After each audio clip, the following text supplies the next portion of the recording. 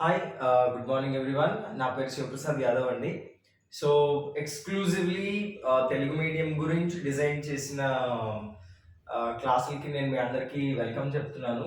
So, ఇక్కడ explanation తెలుగులోనే కాకుండా మీకు వాడే టెర్మినాలజీ కూడా మేము తెలుగులోనే యూజ్ చేస్తాం. ఎందుకంటే, తెలుగు టెర్మినాలజీ ఏదైతే ఆహ్, ఎగ్జాక్ట్ టెర్మినాలజీ ఉందో, ఏదైతే ఎగ్జాక్ట్ పదజాలం ఉందో, for example economy point of వ్యూలో తీసుకోండి, పాలిటీ పాయింట్ ఆఫ్ వ్యూలో తీసుకోండి, హిస్టరీ పాయింట్ ఆఫ్ వ్యూలో గానీ, జాగ్రఫీ పాయింట్ ఆఫ్ వ్యూలో గానీ, science and technology, ecology and environment. మీరు తెలుగులో ఎగ్జామ్ రాస్తున్నప్పుడు టెర్మినాలజీకి కొంచెం ప్రయారిటీ ఇవ్వడం జరుగుతుంది. అంటే ఏదైతే పదజాలం ఉందో, అంటే ఇంగ్లీష్‌లో ఉన్న పదాలు ఏవైతే ఉన్నాయో కొన్నిసార్లు ఏమవుతుంది అంటే వాటికి ఎగ్జాక్ట్‌గా తెలుగులో ఒక సెపరేట్ టర్మ్ ఉంటుంది. అంటే మీరు కాన్సెప్ట్‌ని ఎక్స్‌ప్లెయిన్ చేయడానికి ట్రై చేయడం వేరు పేపర్ మీద. కాన్సెప్ట్‌ని ఆ భాషలో ప్రెజెంట్ చేయడం వేరు ఎగ్జాక్ట్‌గా. 2 వేరు వేరు అండి.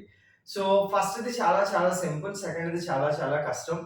ఆ కష్టాన్ని సింప్లిఫై చేయడానికి డిజైన్ చేసిన ప్రోగ్రామ్ అండి ఇది. సో, ఫస్ట్ ఆఫ్ ఆల్ డైరెక్ట్‌గా ఎకానమీ క్లాస్‌కెళ్ళిపోదాము. ఎకానమీ క్లాస్ దగ్గరికొచ్చేసరికి ఆహ్, నేను తెలుగులోనే మొదలుపెడతాను. ఈ అర్థశాస్త్రం అన్న కాన్సెప్ట్ ఏదైతే ఉందో, సో ఎలాంటి పుస్తకాలు చూడాలి, ఎలా నోట్స్ ప్రిపేర్ చేసుకోవాలి అన్న డౌట్లు ఏవైతే ఉన్నాయో అవన్నీ పక్కన పెట్టేయండి.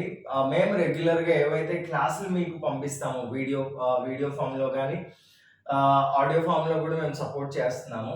ప్లస్ నోట్స్‌లో ఏదైతే మేము పంపిస్తున్నామో అవన్నీ ఎగ్జాక్ట్‌గా అదే విధంగా రీప్రొడ్యూస్ చేయడానికి ట్రై చేయండి. అంతకు మించి మీ వైపు నుంచి మీరేమి ఎఫర్ట్ పెట్టొద్దు. So, Indian economy as a whole economy point of వ్యూలో, అర్థశాస్త్రం పాయింట్ ఆఫ్ వ్యూలో గాని మనం స్టార్ట్ చేస్తే సో, ఎక్కడ మొదలుపెట్టాలి? అంటే భారతదేశానికి స్వాతంత్రం వచ్చిన తర్వాత అంటే 1947 తర్వాత ఏదైతే ఎకానమీ ఉందో, ఆ ఎకానమీ మీద ఫోకస్ చేయాలా? అంటే ఫర్ ఎగ్జాంపుల్ ఏదైతే పంచవర్ష ప్రణాళికలు ఉన్నాయో అక్కడి నుంచి, లేదా ఇండస్ట్రియల్ పాలసీ రెజల్యూషన్స్ ఉన్నాయి అక్కడి నుంచి, ఆహ్, లేదా మధ్యయుగ భారతదేశానికి సంబంధించిన ఎకానమీ పార్ట్‌లో స్టార్ట్ చేయాలా? ప్రాచీన భారతదేశానికి సంబంధించిన ఎకానమీ నుంచి స్టార్ట్ చేయాలి అంటే ఆల్రెడీ ఆహ్, నేను మీకు నంబర్ ఆఫ్ వీడియోస్‌లో చెప్పి ఉన్నాను. 2019, 2020 నుంచి ఏదైతే ప్యాటర్న్ ఉందో, అంటే మీరు యూపీఎస్సీ ప్యాటర్న్ గాని అబ్జర్వ్ చేశారనుకోండి, పేపర్ సెట్ చేసే ప్యాటర్న్‌ని 2011 నుంచి 14 వరకు ఒక ప్యాటర్న్‌ని ఫాలో అయ్యారు. 2015 నుంచి 18 వరకు ఒక ప్యాటర్న్‌ని ఫాలో అయ్యారు. ఆహ్, లాస్ట్ 10 ఇయర్స్‌లో వచ్చిన పేపర్స్‌లో టఫెస్ట్ పేపర్స్ ఏంటి అంటే 2019, 2020లో వచ్చిన క్వెషన్ పేపర్‌లు టఫ్ పేపర్‌లు. రీజన్ ఏంటి అంటే యూపీఎస్సీ పేపర్ సెట్ చేసే ట్రెండ్ మారింది అండి. అంటే యాక్చువల్‌గా ఎప్పుడు కూడాను రెండిటి మీద ఫోకస్ చేస్తారు. ఒకటి మనం మన బేసిక్స్ ఎలా ఉన్నాయన్న కాన్సెప్ట్ మీద, మనం నేర్చుకున్న బేసిక్స్ ఏవైతే ఉన్నాయో వాటిని ఆహ్, రోజు వచ్చే న్యూస్ నుంచి ఎలా అప్లై చేశామన్న కాన్సెప్ట్ మీద. ఫర్ ఎగ్జాంపుల్ మనం ఎకానమీకి సంబంధించి అంటే అర్థశాస్త్రానికి సంబంధించి కొన్ని బేసిక్స్ నేర్చుకుంటాం. కొన్ని ఫండమెంటల్స్ నేర్చుకుంటాము. ఆ ఫండమెంటల్స్ అంటే ఫర్ ఎగ్జాంపుల్ ఆహ్, కరెన్సీ పాయింట్ ఆఫ్ వ్యూలో గానీ, బ్యాంకింగ్ పాయింట్ ఆఫ్ వ్యూలో గానీ, మానిటరీ పాలిసీ పాయింట్ ఆఫ్ వ్యూలో గానీ, ఫిస్కల్ పాలిసీ పాయింట్ ఆఫ్ వ్యూలో గానీ ఏవైతే ఉన్నాయో, వాటికి సంబంధించి మనం కొన్ని బేసిక్స్ నేర్చుకుంటాము. వాటిని రోజు వచ్చే న్యూస్‌లు మీరు కంగారు పడొద్దు. మానిటరీ పాలిసీ, ఫిస్కల్ పాలిసీ వాడుతున్నాను అని. ఎగ్జాక్ట్‌గా క్లాస్ స్టార్ట్ అయినప్పుడు మేము తెలుగు పదాలనే మీ కన్వీనియన్స్ గురించి మేము యూజ్ చేయడం జరుగుతుంది. So, no need to worry about that one. దాన్ని చూసి ఎవరు కంగారు పడొద్దు. మేము ఖచ్చితంగా తెలుగులో క్లాసులు అంటే తెలుగు పదజాలానికే ప్రయారిటీ ఎక్కువ ఇవ్వడం జరుగుతుంది. సో, ఏవైతే బేసిక్స్ నేర్చుకున్నామో వాటికి సంబంధించి ఈరోజు అంటే కోవిడ్-19కి సంబంధించి గానీ, అంటే కోవిడ్-19కి సంబంధించి రిజర్వ్ బ్యాంక్ ఆఫ్ ఇండియా ఎలాంటి మానిటరీ పాలిసీని డిజైన్ చేయొచ్చు, ఎలాంటి మానిటరీ పాలిసీని డిజైన్ చేయాలి, లేదా భారత ప్రభుత్వం ఎలాంటి కొత్త టాక్స్‌ని ఇంట్రొడ్యూస్ చేయాలి, బయట ఎక్కడి నుంచి డబ్బులు సరిపోవు కాబట్టి అప్పులు ఎలా తేవాలి, బ్యాంకులన్నిటిలోని ఎన్‌పీఏలు ఎక్కువైపోతున్నాయి కాబట్టి ఆ ఎన్‌పీఏ‌ని తగ్గించడానికి ఎలాంటి ప్రయత్నాలు చేయాలి. సో, ఇవన్నీ ఈ రోజు ఉన్న ప్రాబ్లమ్స్‌కి సొల్యూషన్స్. ఇవి మీరు బాగా రాయాలి అంటే బేసిక్స్ బాగా ఉండాలి. సో, బేసిక్స్ బాగా ఉండాలి అంటే ఇండియన్ ఎకానమీ స్టార్టింగ్ పాయింట్ ఎక్కడ ఉండాలి అంటే ప్రాచీన భారతదేశం నుంచి స్టార్ట్ చేయాలి అండి. సో, ప్రాచీన భారతదేశంలో ఎకానమీ ఎలా ఉంది అంటే సింధు నాగరికత దగ్గర నుంచి మనం గాని చూసుకున్నట్టయితే సింధు నాగరికతలో ఏదైతే వ్యవస్థ ఉందో, ఏదైతే ఒక రకమైన పక్కా నాగరికత ఏర్పడి ఉందో దానికి ఈ ఎకానమీ అనేది చాలా చాలా చాలా సపోర్టివ్‌గా ఉంది కాబట్టి మనం ఈ రోజు కూడా సింధు నాగరికత గురించి మాట్లాడుకుంటున్నాం. అలాగే వైదిక నాగరికత. ఇక్కడ అసలు ఎలా ఉంది? ఇక్కడ మనకొచ్చేసరికి ఏమవుతుంది అంటే మీకు మహాజనపదాలు కనిపిస్తాయి, మౌర్యులు కనిపిస్తారు, తర్వాత గుప్తులు కనిపిస్తారు. మధ్యలో బుద్ధిజం గురించి, జైనిజం గురించి కూడా మాట్లాడుకోవాల్సొస్తుంది. సో, వేదిక నాగరికత దగ్గర నుంచి మొదలుపెట్టి తర్వాత మధ్యయుగ భారతదేశానికి సంబంధించి అంటే ఢిల్లీ సుల్తాన్లు ఎవరైతే ఉన్నారో వాళ్ళు ఆర్థిక వ్యవస్థని పటిష్టం చేయడానికి ఎలాంటి ప్రణాళికలు చేశారు, వాళ్ళు తీసుకున్న స్టెప్స్ ఏంటి, అవన్నీ మధ్యయుగ భారతదేశానికి సంబంధించినవి. తర్వాత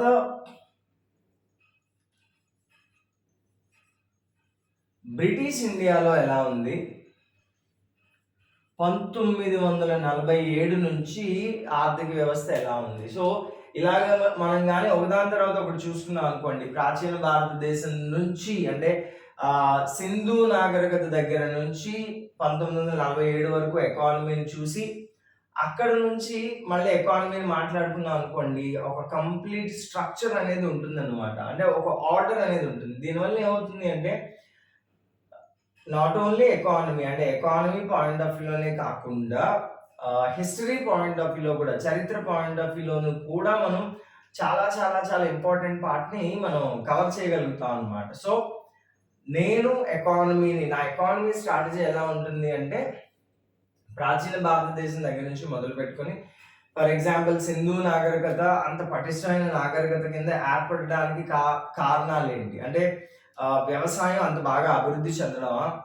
లేదా వ్యవసాయాన్ని ఆధారంగా చేసుకొని ఏర్పడిన వాణిజ్య వ్యవస్థ? వాళ్ళు ఎలాంటి లోహాలని ఎగుమతి చేశారు, ఎలాంటి లోహాలని దిగుమతి చేశారు? సో, బంగారం గానీ, వెండి గానీ, సో వీటి స్థానం ఏంటి? అలా అంత పటిష్టమైన నాగరికత ఏర్పడడానికి గల కారణాలేంటి? తర్వాత నెక్స్ట్ స్టెప్ వచ్చేసరికి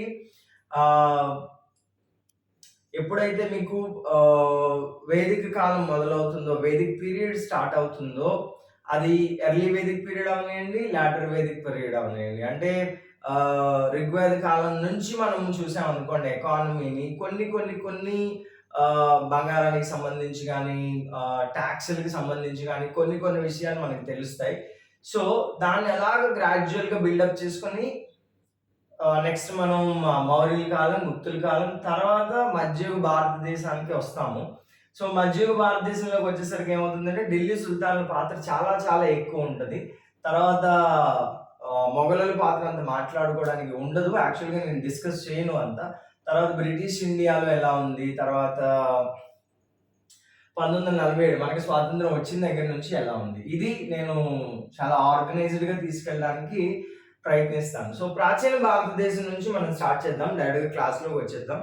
ప్రాచీన భారతదేశంలో ఆర్థిక వ్యవస్థ గురించి మాట్లాడుకుంటే సింధు నాగరికత దగ్గర నుంచి మాట్లాడుకోవాలి. సింధు నాగరికతకు సంబంధించి 2019, 2020, 2021 ఈ మధ్య చాలా విషయాలు జరుగుతున్నాయండి. రీసెంట్‌గా లాస్ట్ వీక్‌లోనే గత వారంలోనే సింధు నాగరికత స్క్రిప్ట్‌కి సంబంధించి ఒక మేజర్ ఇన్సిడెంట్ ఒకటి జరిగింది. అంటే సింధు నాగరికత ప్రజలు ఏదైతే లిపిని వాడారో, వాళ్ళ భాష ఏదైతే ఉందో లిపి గాని, భాష గాని అది ద్రావిడ లిపికి చాలా చాలా చాలా దగ్గరగా ఉంది. వాళ్ళు ద్రావిడ భాషలు ఏవైతే ఉన్నాయో వాటిని మాట్లాడి ఉండవచ్చు అని ఒక కంక్లూజన్‌కి వస్తున్నారు. సో, ఇంకొక మిస్‌కన్సెప్షన్ మీకు తీసేస్తాను. హిస్టరీ అనేది స్టాక్ అని, పాత పుస్తకాల్లో ఏదైతే ఉందో అది చదువుకుంటే సరిపోతది అన్నది ఆ కాంటెక్స్ట్ యూపీఎస్సీ సివిల్ సర్వీసెస్ దగ్గర వర్కౌట్ అవుతుంది. ఎకానమీని ఎలాగైతే రోజు అప్గ్రేడ్ అవుతామో, పాలిటీ ఎలాగైతే అప్గ్రేడ్ అవుతామో, జాగ్రఫీ ఎలా అయితే అప్గ్రేడ్ అవుతామో, అప్గ్రేడ్ చేయాలో, సైన్స్ అండ్ టెక్నాలజీ ఎలాగైతే అప్గ్రేడ్ చేయాలో, అంటే మనం ఏ రోజుకి ఆ రోజు జరుగుతున్న డెవలప్మెంట్ ఈ సబ్జెక్టులన్నింటిలో అప్గ్రేడ్ చేసుకుంటాము. చరిత్ర వచ్చేసరికి మాత్రం ఏముంది పాతదే కదా అనుకుంటాం. కాదండి, చరిత్రను కూడా కంపల్సరీగా ఖచ్చితంగా అప్గ్రేడ్ చేసుకోవాలి.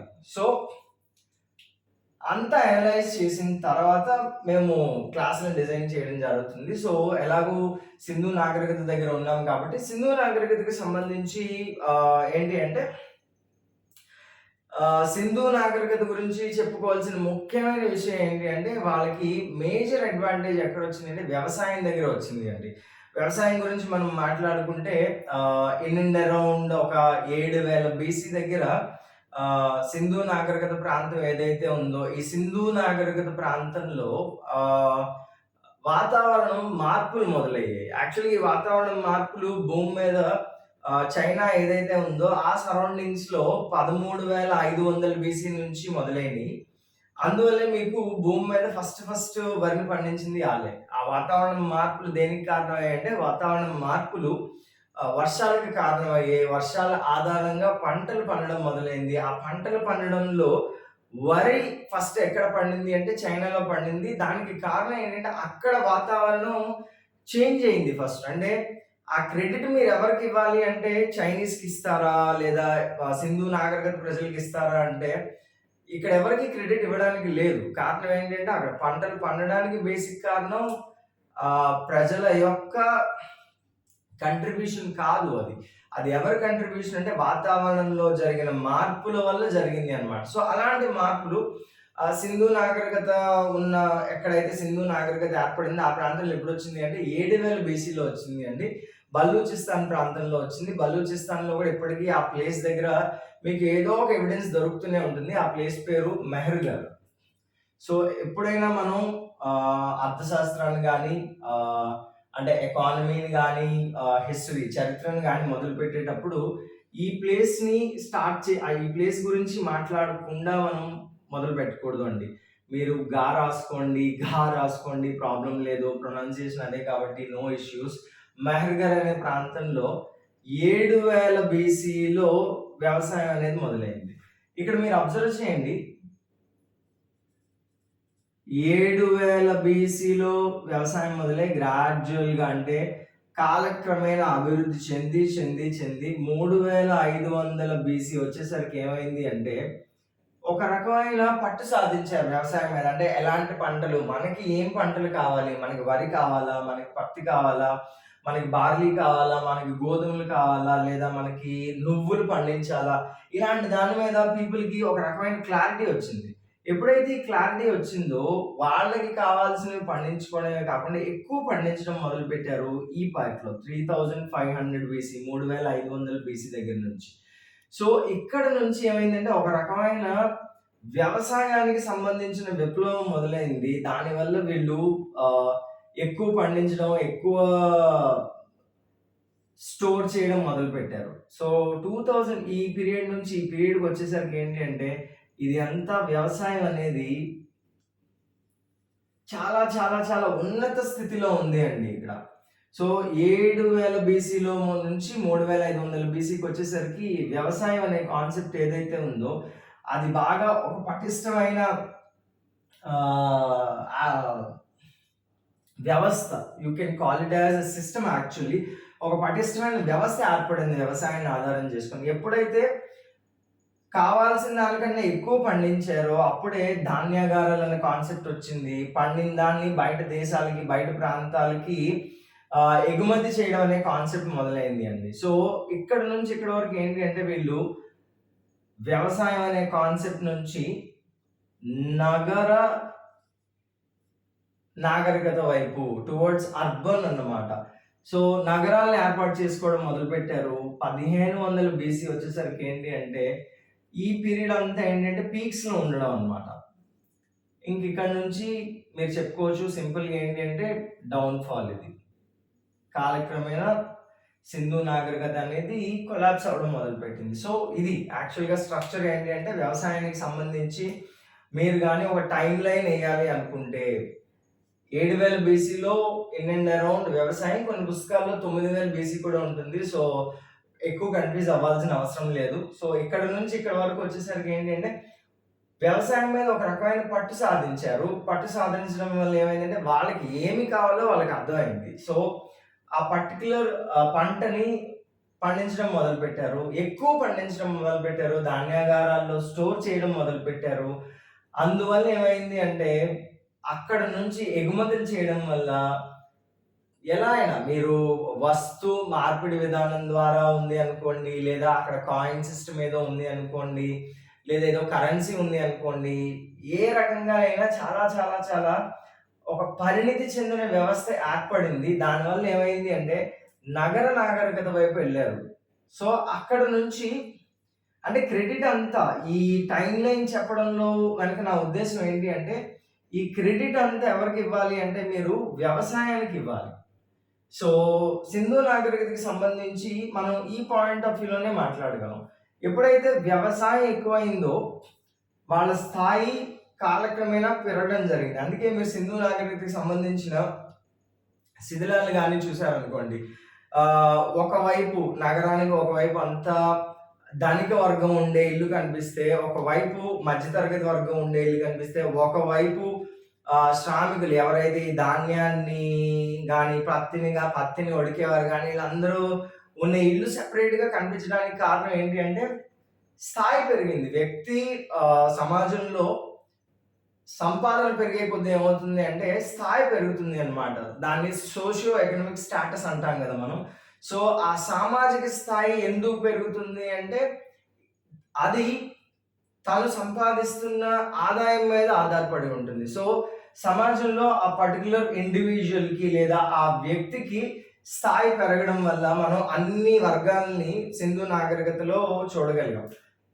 ఎంత ఎక్స్‌ప్లనేషన్‌కి ఎనకాతల రీజన్ ఏంటి అంటే, కారణం ఏంటి అంటే, మొత్తం అంతా వ్యవసాయం మీదే ఆధారపడి ఉంది. వాళ్ళు ఒక పర్టిక్యులర్ దాంట్లో వ్యవసాయంలో ఒక రకమైన పరిణితిని సాధించారు. దాన్ని ఆధారంగా చేసుకొని వర్తక వాణిజ్యాల్ని అభివృద్ధి చేసుకున్నారు. దాన్ని ఆధారంగా చేసుకొని వాళ్ళేదైతే నగరాలను నిర్మించడం గానీ, భూగర్భ డ్రైనేజీ వ్యవస్థ ఏదైతే ఉందో దాన్ని గానీ, సో అంత బాగా డెవలప్ చేయగలిగారు అంటే అండర్ గ్రౌండ్ డ్రైనేజ్ సిస్టమ్ అంతా ఫౌండేషన్ అంతా ఇక్కడుంది అండి. ఒకే ఒక పాయింట్ మీద మొత్తం అంతా ఆళ్ళు గ్రాడ్యుయల్‌గా డెవలప్ చేసుకోగలిగారు. 7000 బీసీ అవనియండి, 9000 బీసీ అవనియండి, అక్కడి నుంచి 3500 బీసీ. ఇది మాత్రం ఫిక్స్డ్. ఇక్కడ నుంచి వచ్చేసరికి ఏంటంటే వాళ్ళకి ఒక క్లారిటీ వచ్చింది. 3500 నుంచి 2500 బీసీకి వచ్చేసరికి వాళ్ళకి ఒక రకమైన ఎక్స్‌పర్‌టైజ్ వచ్చింది అన్నమాట. ఒక రకమైన అద్భుతమైన పరిణితిని సాధించారు. అక్కడి నుంచి నగర వ్యవస్థలు ఏర్పడ్డాయి. ఇదంతా ఒక అద్భుతమైన ఆర్థిక వ్యవస్థ ఏర్పడడానికి కారణమైంది. అందువల్లే వాళ్ళు చాలా రకాల లోహాల్ని ఎగుమతి చేసుకోవడం గానీ, దిగుమతి చేసుకోవడం గానీ, లేదా రంగురాళ్ళు ఫర్ ఎగ్జాంపుల్ రంగురాళ్ళన్నింటిలో అద్భుతమైన రంగురాయి ఏది అంటే లాపిస్ లాజులి. లాపిస్ లాజులి లాంటి దాన్ని దిగుమతి చేసుకోవడానికి గానీ, లేదా వాళ్ళు దిగుమతి చేసుకున్న రాగిని మళ్ళీ వేరే ప్రాంతాలకు ఎగుమతి చేయడం లాంటిది గానీ, లేదా వాళ్ళు దిగుమతి చేసుకున్న వెండిని వేరే ప్రాంతాలకి ఎగుమతి చేయడం గానీ చూడండి.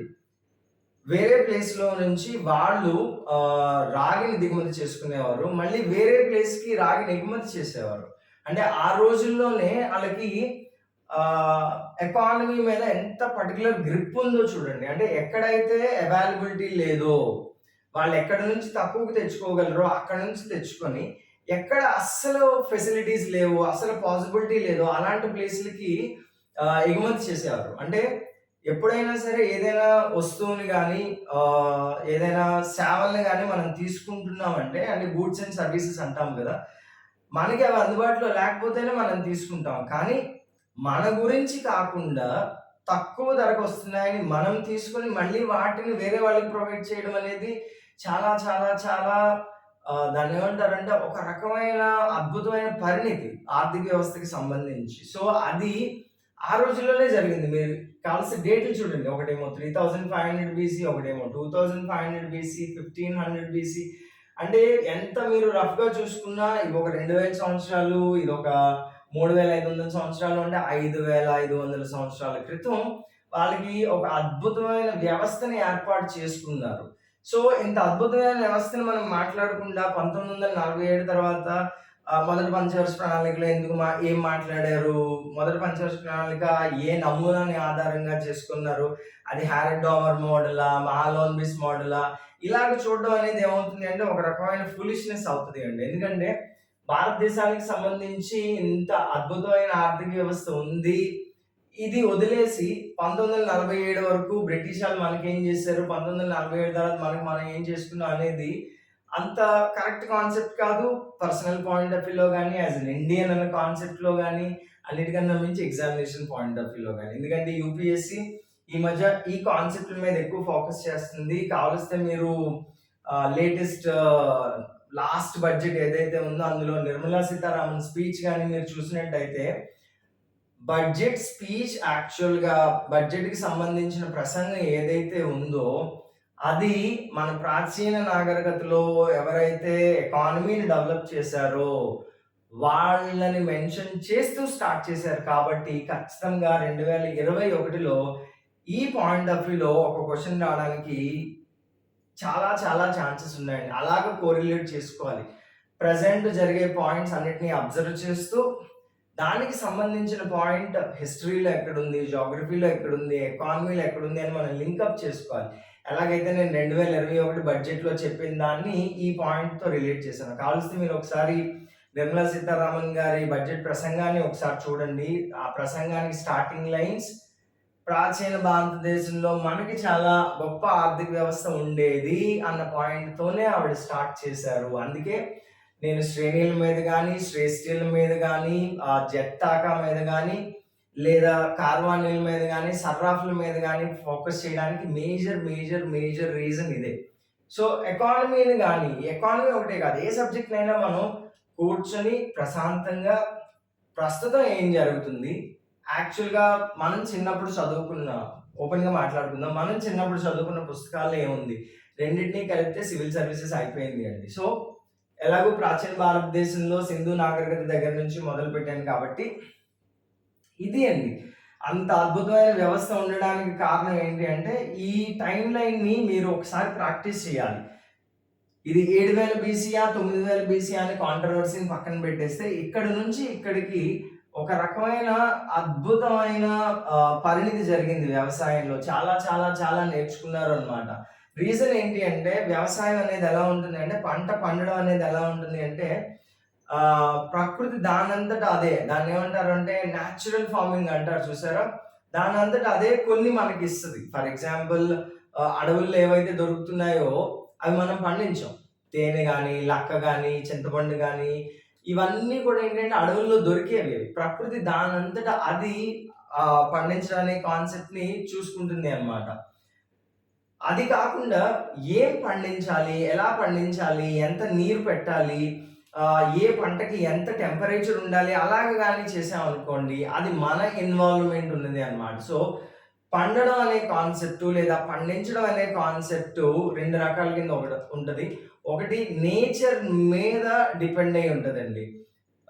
ఫర్ ఎగ్జాంపుల్ అలాంటి దాన్ని ఏమంటారంటే నేచర్‌లోంచి గాని వస్తే ఆటిని వైల్డ్ వెరైటీస్ అంటారు. ఫర్ ఎగ్జాంపుల్ మనం ఏదైతే రైస్‌ని ప్రెజెంట్ తీసుకుంటున్నామో, ఏదైతే గోధుమల్ని ప్రెజెంట్ తీసుకుంటున్నామో, ఏదైతే బార్లీని ప్రెజెంట్ తీసుకుంటున్నామో, వాటికి యాన్సెస్టర్‌లు అంటే వాడి తాతలు, వాడి ముత్తాతలు వరికి గాని, గోధుమలకి గాని, బార్లీకి గాని తాతలు, ముత్తాతలు ఉంటారండి. అట్లా మనం వైల్డ్ వెరైటీస్ అనాలి. ఆ తర్వాత మనం సెలెక్ట్ చేసి పండించుకున్నాం కాబట్టి వాటిని ఏమంటామంటే ట్రెడిషనల్ వెరైటీస్ అంటాము. సాంప్రదాయ విత్తనాలు అవన్నీను లేదా సాంప్రదాయ ఉత్పత్తులు ఏదైనా మీరు వాడుకోండి పర్వాలేదు. సో, సాంప్రదాయ వ్యవసాయం ఏదైతే ఉందో దానిని మీరు దయచేసి ట్రెడిషనల్ ఫార్మింగ్ వేరు, నేచురల్ ఫార్మింగ్ వేరు. జనాలు ఎక్కడ కన్‌ఫ్యూజ్ అవుతారు అంటే ఆ సాంప్రదాయం అన్న పదాన్ని పట్టుకొని దాన్ని తీసుకెళ్ళి నేచురల్ ఫార్మింగ్‌తో కలిపేస్తారు. నేచురల్ ఫార్మింగ్ అంటే సహజంగా నేచర్‌లో జరిగేది. సో, అది సహజ సిద్ధ వ్యవసాయం. ట్రెడిషనల్ అంటే సాంప్రదాయ వ్యవసాయం అంటే వేరు. సాంప్రదాయ వ్యవసాయం అంటే నేనిప్పుడు ఏదైతే వరి పండిస్తున్నానో అది మా తాత పండించేవాడు. మా తాత పండించేదాన్ని మా ముత్తాత పండించేవాడు. ఇలాగ గాని ఒక పర్టిక్యులర్ సీడ్‌ని సెలెక్ట్ చేసుకొని, ఒక విత్తనాన్ని సెలెక్ట్ చేసుకొని, ఒక పర్టిక్యులర్ పంటని సెలెక్ట్ చేసుకొని పండిస్తే అది సాంప్రదాయం అండి. సో, సాంప్రదాయ వ్యవసాయం వేరు, సహజ సిద్ధ వ్యవసాయం వేరు. ఆహ్, ఈ ఈ మిస్‌కన్సెప్షన్ ఈ మధ్య చాలా జరుగుతుంది. సాంప్రదాయ వ్యవసాయాన్ని తీసుకొచ్చేసి నేచురల్ ఫార్మింగ్ అనేస్తున్నారు. ఆ పదాన్ని ఎట్టి పరిస్థితుల్లో వాడకూడదు అండి. సహజ సిద్ధంగా పండితే, నీ ఇన్వాల్వ్‌మెంట్ లేకుండా నేచర్ దానంతట అది ప్రకృతి నీకేదైతే ఇస్తుందో అది సాంప్రదాయ వ్యవసాయం అనకూడదు. దాన్ని సహజ సిద్ధంగా వచ్చే పంట అనాలి. ఆ క్లారిటీ ఉండాలి. రెండిటి మధ్యలో డిఫరెన్స్ ఉంది అండి. ట్రెడిషనల్ ఫార్మింగ్ వేరు, నేచురల్ ఫార్మింగ్ వేరు. ట్రెడిషనల్ ఫార్మింగ్ అంటే ప్రెజెంట్ జరుగుతున్న ఫార్మింగ్. అలాగే ఆర్గానిక్ ఫార్మింగ్ అనే కాన్సెప్ట్ మళ్ళీ వేరు. సో, దేనికి దానికి మనం స్పెసిఫిక్‌గా డెఫినిషన్‌ని ఎగ్జాక్ట్‌గా, యాక్యురేట్‌గా చూడాలి.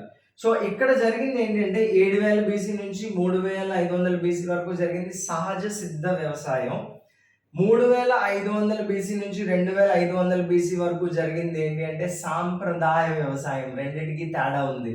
సో, సహజ సిద్ధ వ్యవసాయం నుంచి సాంప్రదాయ వ్యవసాయం వైపు మనిషి కదలాలి అంటే చాలా చాలా చాలా చాలా నేర్చుకోవాలి. అది కూడా చాలా తక్కువ టైంలో నేర్చుకున్నాడు. ఇది 9000 బీసీ కింద మీరు తీసుకుంటే ఒక 5500 సంవత్సరాలు తీసుకున్నాడు. 7000 బీసీ కింద తీసుకుంటే ఒక 3500 సంవత్సరాలు తీసుకున్నాడు. సో, ఈ పీరియడ్ అన్నది చాలా చాలా తక్కువ పీరియడ్. ఎందుకంటే భూమి వయస్సుతో గాని మీరు చూసుకున్నారు అంటే ఇక్కడ మనిషి తీసుకున్న టైం చాలా తక్కువ. భూమి వయస్సు ఎంత అంటే 4.2 బిలియన్ సంవత్సరాలు.